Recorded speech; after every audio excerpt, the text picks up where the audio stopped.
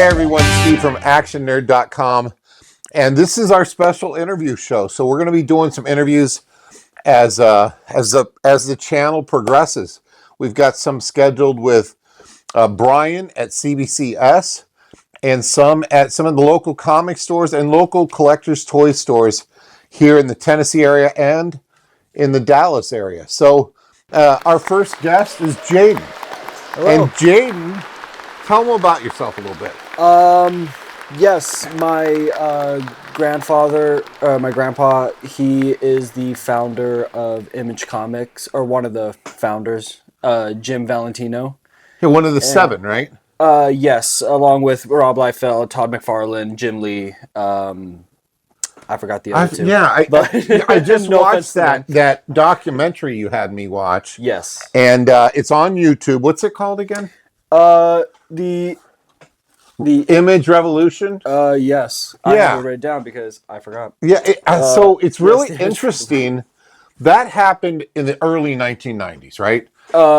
The creation of Image, yes. The film was, I believe, 2014. Yeah. The film was interviewing all the founding fathers of Image. Yes. And it's funny. Are you wearing a Marvel shirt too? Yes, actually, I'm wearing which is kind of weird because Image was created because they were sick of DC and sick of Marvel. Yeah, well, I mean, Marvel and DC have already had a bit of a beef, still do. Yeah. But no, yeah, at the time, Marvel was kind of just like they were at the first, they were like with these ideas that Rob was coming out, Todd was coming out. They were like, oh yeah, we like these, and then they eventually were like, you guys are getting too popular. So and they didn't own anything they created under the Marvel banner. It was like if you created a character or did Spider-Man, you didn't own the art. No, it had to be, or even Marvel. if you created the idea, it was, you weren't, if you had the idea, you weren't really credited as much. Yeah, it was just Deadpool, more of like, right? Yeah, I mean, or even because Rob Liefeld also had the idea of what if Wolverine joined Shield. Oh, I didn't know that. Yeah, right. So he wasn't really credited as much on that. And then they gather up people, and your grandfather was part of that. Yes, he was. Well, before Marvel, he was doing like some like almost like underground type comics, not like fully underground, but it was just like some random publisher. I believe in like Malibu's Seattle? Type stuff or Freak Brothers type underground. Well, it was just more like just his stuff that he was trying to put out before he went to Marvel. So what age do you know that he started comics? Repeat that? So was he a teenager drawing comics? Had he always drawn comics? Oh, he's done he's done comics almost a lot of his life as far as drawing. And he created a Normal Man, which I read, which is loosely like about him, loosely. Oh wow, okay, I didn't know that. A lot of some of his comics were kind of like based on him, like Touch of Silver. Okay, that was his life. That was basically based off of his life. Shadowhawk, he thought of when he did Shadowhawk. He was like, seeing all these heroes like Batman. He was like, Batman keeps kidnap or arresting the Joker, and Joker ends up getting out and killing more people. And he's like, I don't get why. He's like, Luke Skywalker kills, but like, so Shadowhawk would just take him down. Yeah, it's kind of like if Batman did actually was. So Shadowhawk was compared to Batman across a lot of people's minds. Yeah, it was kind of like the Image comics of Batman, but it was like Batman, but if Batman actually did what other people are thinking that Batman should do. Which he would have done, right? Yeah, everybody's like, oh, you should just kill the Joker. No. And that was reasonably successful for him.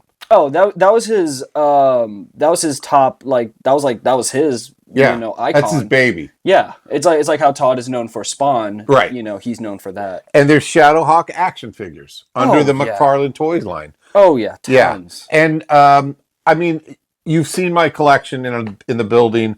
There's a lot of Shadowhawk in that. And before I knew it, I think we were just chatting. You're like, oh, that's my grandfather. I'm like, what? Oh yeah. And you brought over some stuff and you showed me some things that did you bring some? Speaking of which, yes, I actually did. bring, because I don't know if I showed you every single thing, but I still brought all the things he gave me. And just to make it clear, he's still alive. He's still alive and Oh yeah, kicking. he is still kicking. Yeah. He's actually still kind of recovering. So he's had all his life, or most of his life, some respiratory problems. Yeah.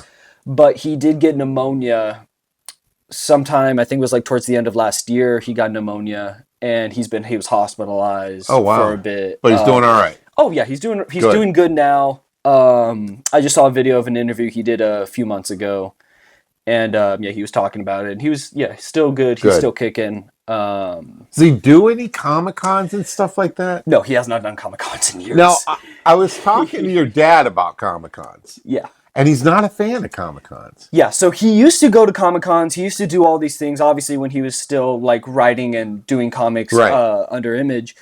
But then eventually he was just like, I don't like a big crowd. And I'm like, you know what? That's okay. I don't blame you. I'm like, you get one point of your age where you're like, you're used to going to all these crazy events, and then one point you're like, I just want quiet. Well, it's funny because that Image, those founding fathers became rock stars. Oh, they were the lines around the buildings to have them sign stuff. They were the 90s Motley Crue, right? Or Kiss, or the Beatles. They were the Beatles of the comics. Yeah. They were just such like this most, like, nobody had anything else around that time. It's like when it came down to comics, it was like all it was comics. There was like movies and shows, but they weren't like as good or popular as it is today. But so it was like, they're like dealing out comics that even Marvel was like, we don't want to do this. But then they were like, no, we're going to do this. Because like once Rob did X-Force and Deadpool, Marvel was like, we kind of want to get that. I thought it was interesting that, the style, we know the style. We know Liefeld style with the Just Feet reference in the Deadpool Wolverine movie.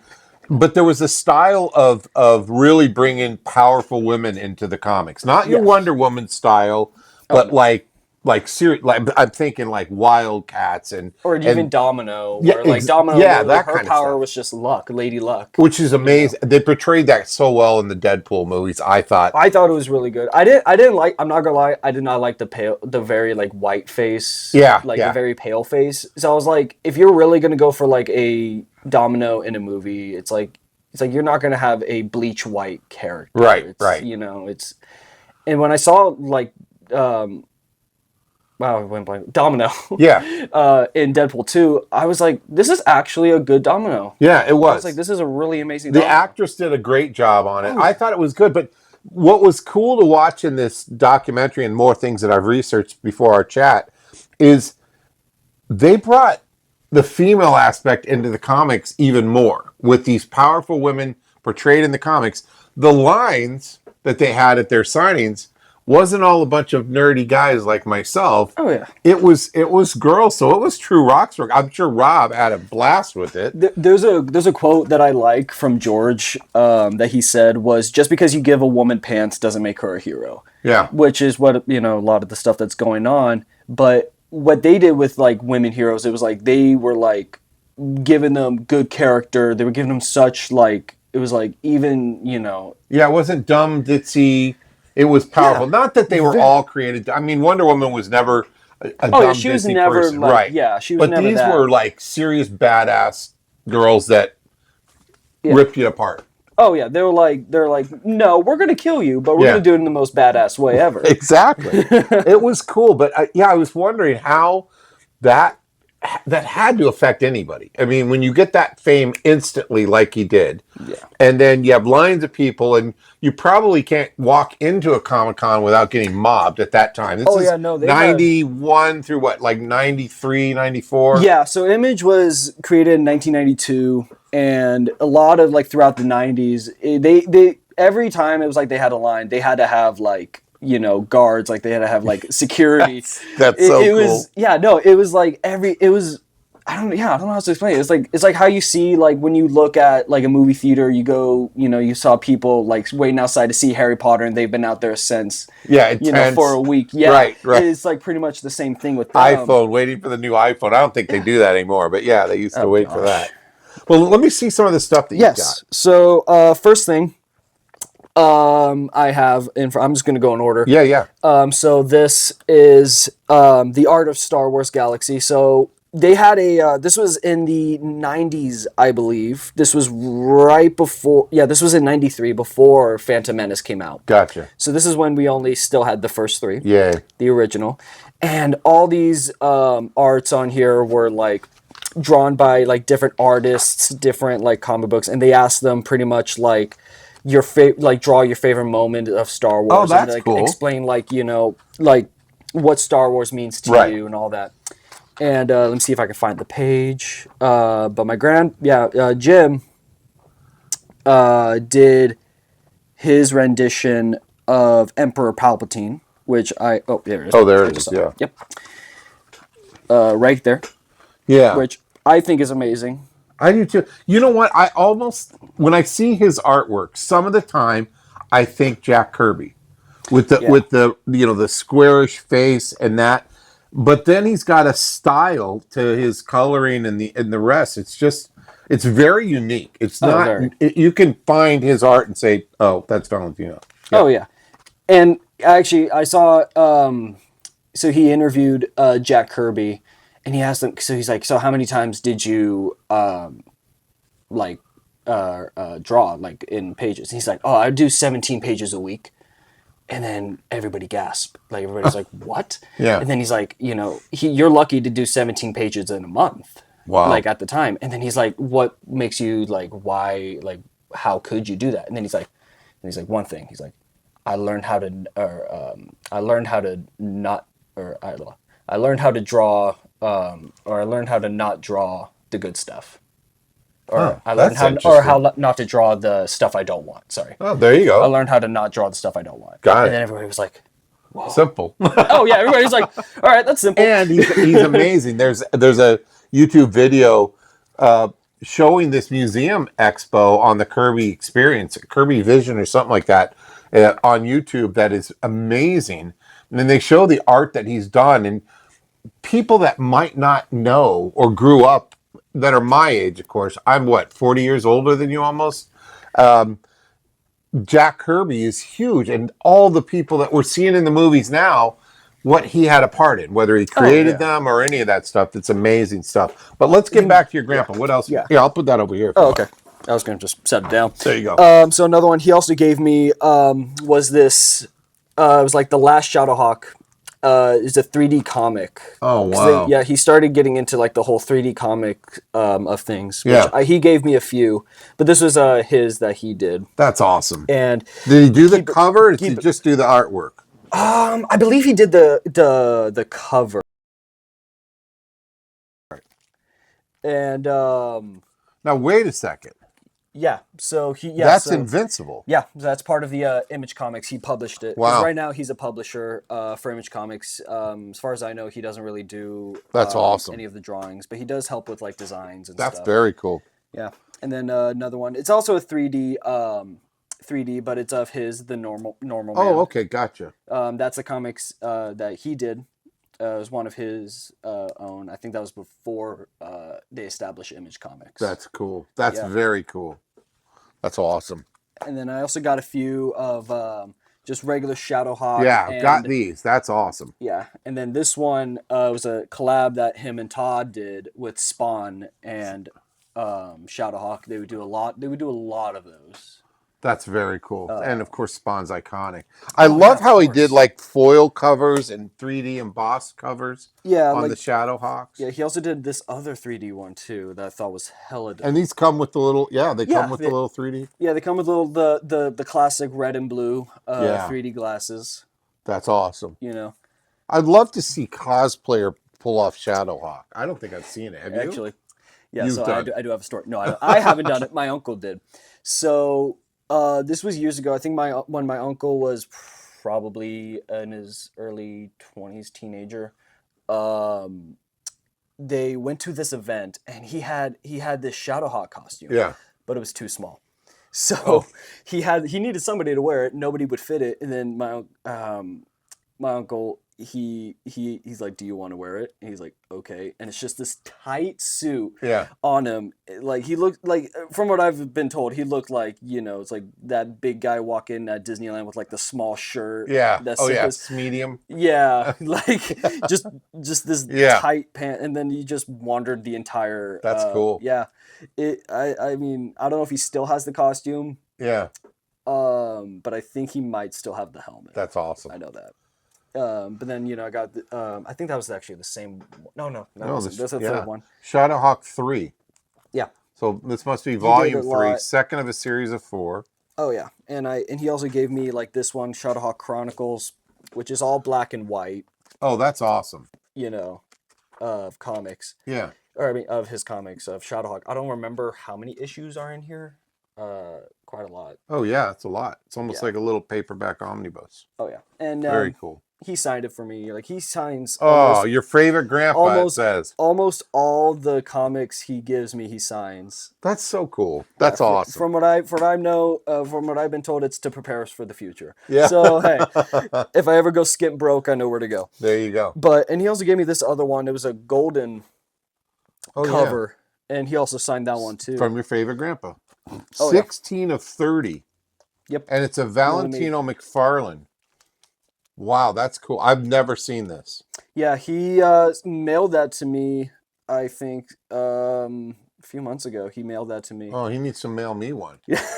That's awesome.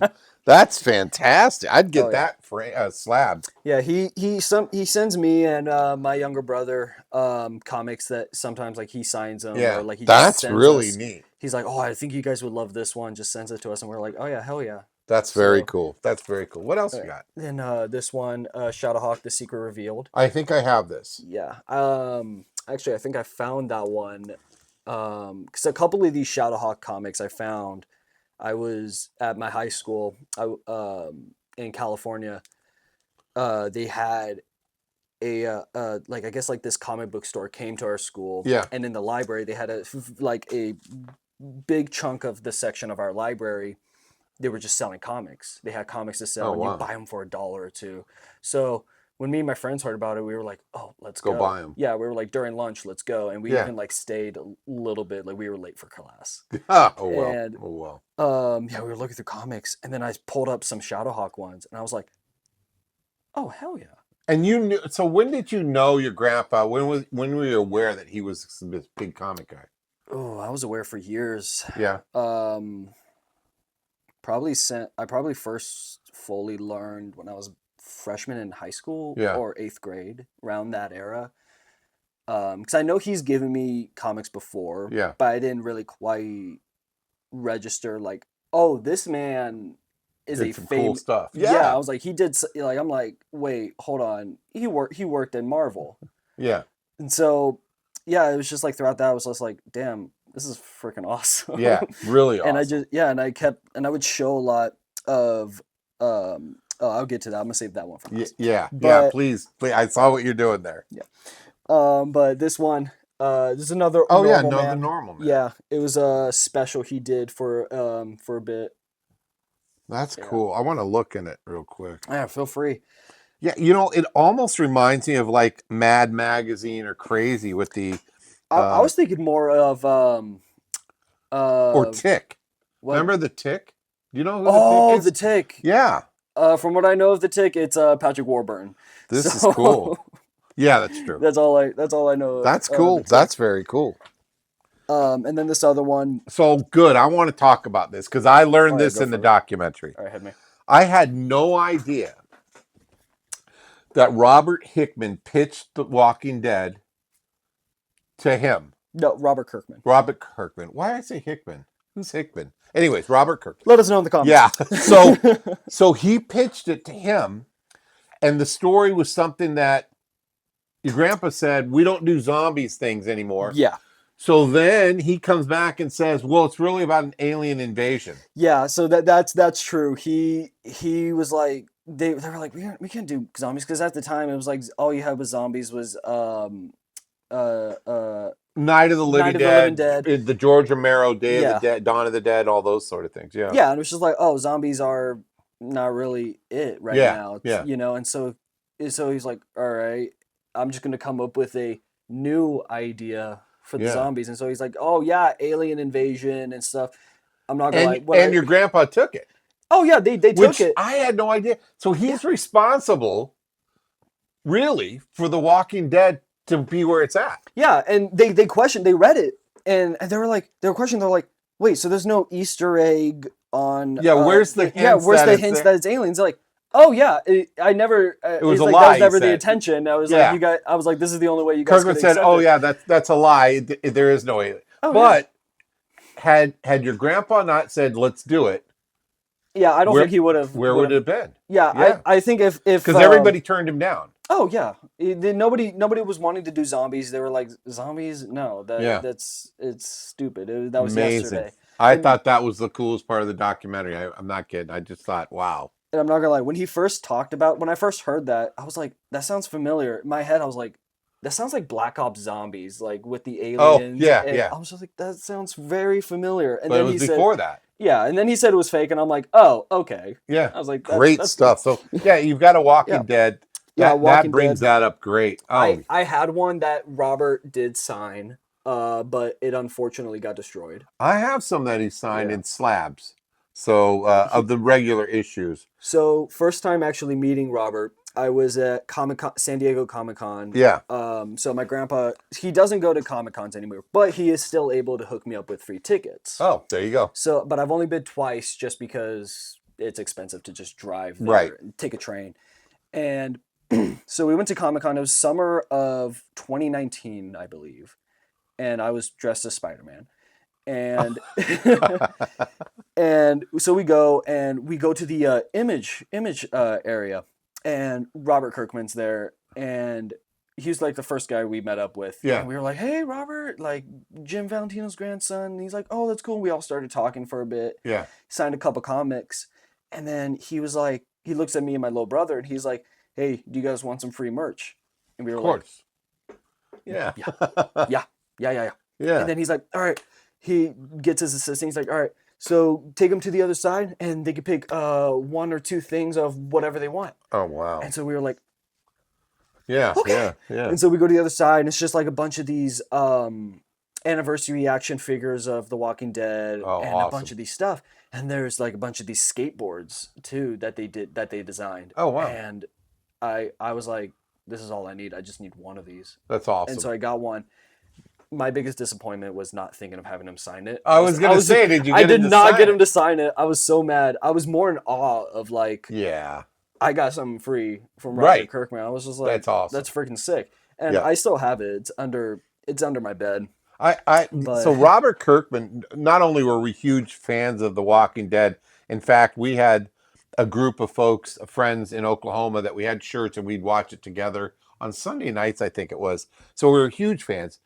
But then I went to his other series, and if it slips my mind, forgive me, what was it called? Outcast, which was pretty cool. I grabbed some of those comics, slabbed those, and those are signed by Robert also. So I've got some of those. I'll show you those later today. Okay. But yeah, just the fact that your grandpa, I mean, Robert Kirkman, you could say, has your grandpa to thank for a lot of things, 100%. Including a ton of cash. Oh, he's the baby he's the baby of Image Comics, but like he was definitely like their golden child. And he's done so well. The guy's brilliant. Oh yeah, still doing amazing. Still, I think he's still doing Walking Dead comics. Yeah, he's just awesome. Oh yeah.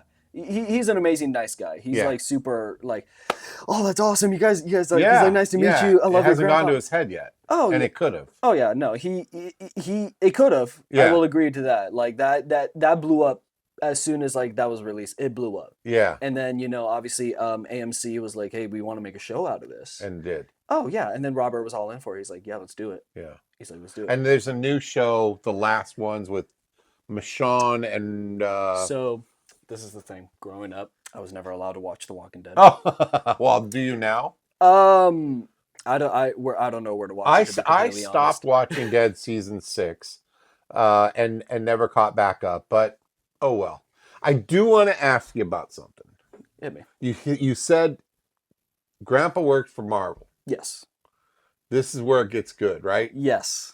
What did he do? He well, I mean, he did a lot of other things. As far as I know, he did. I think there was like he did a couple of What If comics. He did a few. I think he did a couple Spider-Man ones as well. But one of the biggest ones he did was the Guardians of the Galaxy. Yeah. Now it's not. I will say it's not like Star. It's not Star Lord. It's not Rocket Raccoon. It's this other group. It's the original group. It Yeah. has. I'm blanking on his name. Whistle.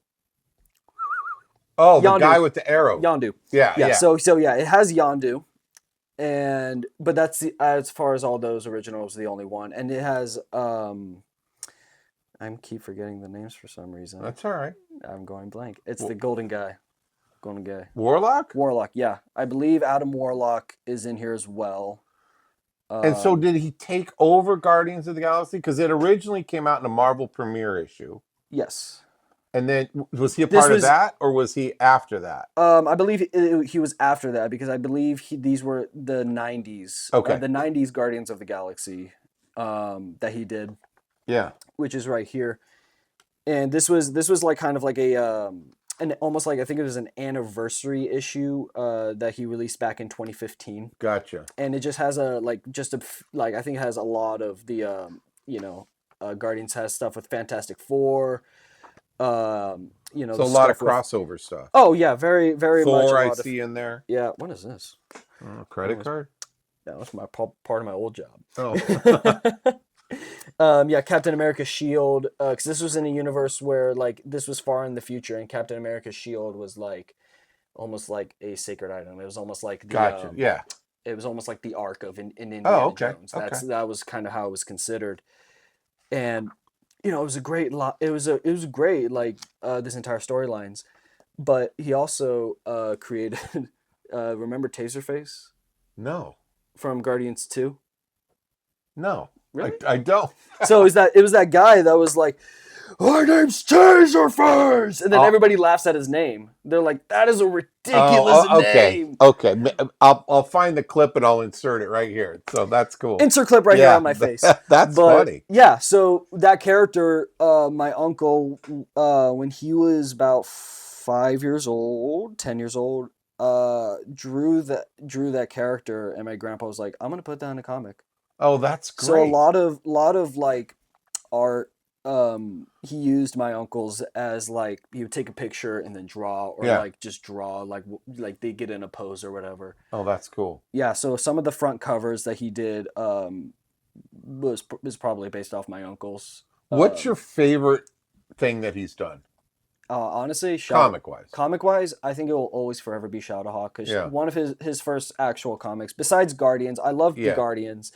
But as far as like, this was actually the first one I ever read that he gave me. Oh, wow. Was this one. Yeah, and there's the foil. Yep. They did a great job with Image doing things like this. Oh, yeah. They did an absolute amazing job with the foils, I will say. Book is dedicated to Rob Liefeld for starting all the trouble. That's funny. Yeah. And this is all his. Oh, yeah. And then my grandma's names are in there, too. Oh, are they? Yeah. Let's see if I can in the find special thanks part? Oh, Aaron. Yep, that's my uncle. Wow. Diane, that's my grandma. That? Steven, also my uncle. That's awesome. Yeah. And it starts off with some Youngblood and Shadowhawk, which Youngblood, I didn't realize how popular it was. Now, being a comic collector and having over 40,000, you've seen that. It's 2 comic book stores in one. Yeah. It's crazy to think. Oh, there went the kiss, guys. That's okay. Sorry. It's crazy to think that most of those books aren't worth anything because there's so many of them that came out. They were publishing and printing so many of those.